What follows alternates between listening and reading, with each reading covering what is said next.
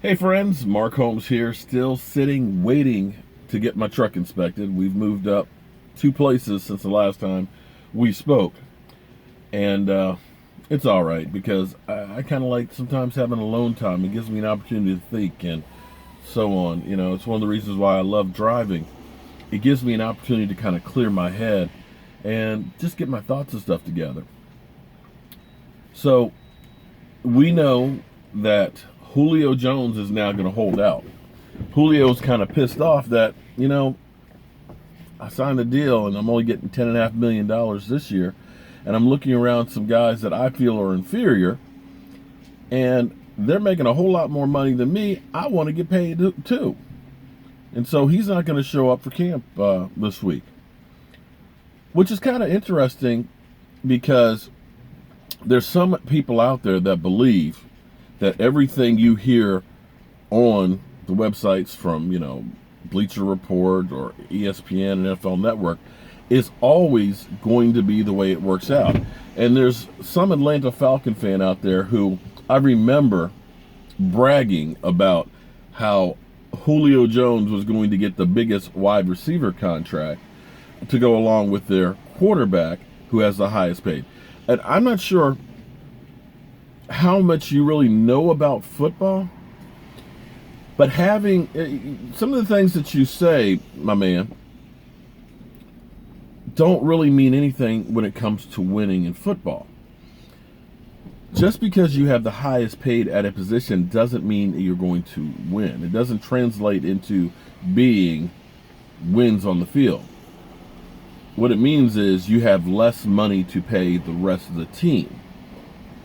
So when you have Matty Ice with the biggest contract that's out there, and if you then turn around and have Julio Jones, all of a sudden if you end up saying, let's say tie up $40 million for two guys plus, then that means that only leaves 140 to pay the other 51 guys on the team.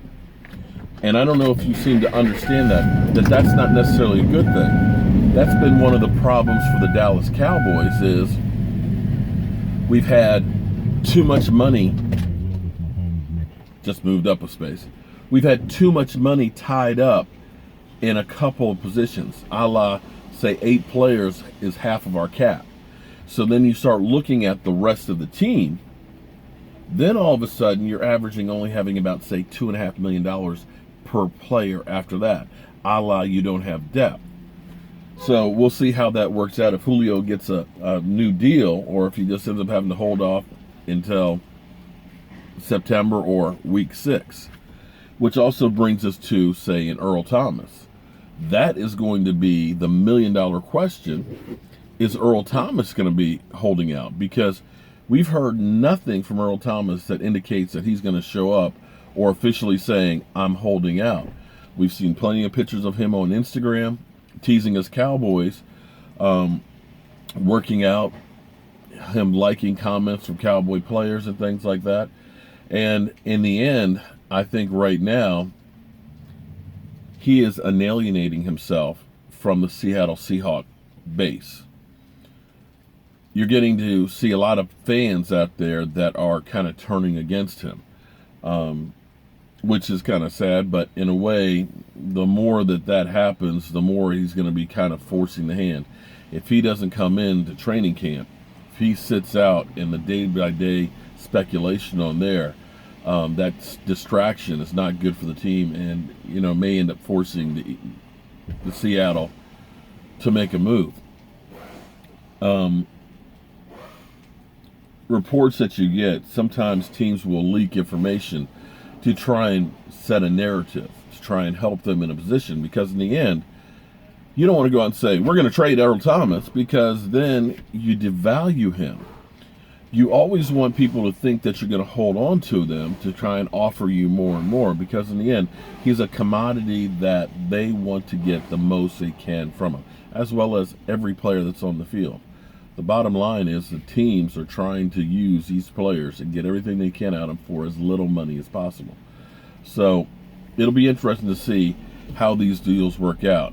I don't know that the New York Giants are going to give Odell Beckham that big contract, because Odell is one of those players that is an incredible talent, and you can't argue with some of the plays he's made. But on the flip side, you also get negative things that hurt your team as well.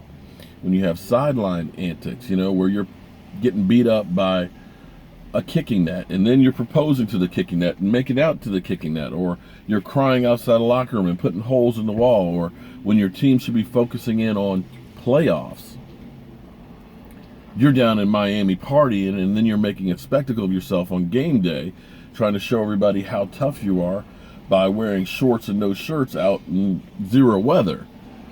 So those are the things that kind of go into this whole thing of teams weighing, is this guy worth what we're about to pay him? Or are we better off spending that money elsewhere? And that's where the Atlanta Falcons are. When you look at the NFL, I've said this all along, everybody feels, oh, you got to have a great wide receiver. It's always good to have great players. But when you look at the NFL,